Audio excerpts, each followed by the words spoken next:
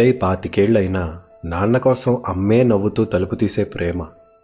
ఎంత ఆకలిగా అన్నం కలిపినా నువ్వు తిన్నావా అని అడిగి తినే నాన్న బాధ్యత. అమ్మ మాటకి ఎదురొస్తే కన్నెర్ర చేసే తండ్రి గౌరవం. నాన్న పనులకి వంక పెడితే వేలెత్తి ఆపే తల్లి అవగాహన. నేను లేకుండా ఏమైపోతావని అడిగే ఆడదాని జాలి. నువ్వు లేకపోతే నేనెలా బతికేది అనే మగవాడి భయం. బాధ్యత ఎరిగిన ప్రేమలే బంధాలవుతాయి. నాన్న వేసే మొట్టికాయలే జీవితపు దెబ్బల్ని తట్టుకోవటం నేర్పాలి. తండ్రి గుండెపై నడక నేర్చిన కూతురే అత్తగారింట్లో తడబడకుండా ఉండాలి.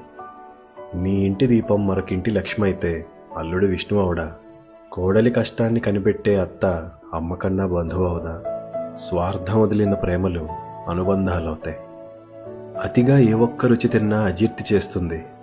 సమపాళంలో అన్నీ కలిస్తే జీవం పోసే సంజీవని అవుతుంది.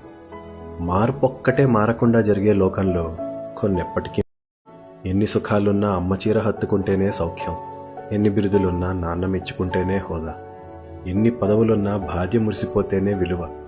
ఎంత సంపాదించినా పిల్లలల్లరే ఆస్తి. అంతు చిక్కని జీవితానికి మనిషి చెక్కిన రూపమే కుటుంబం.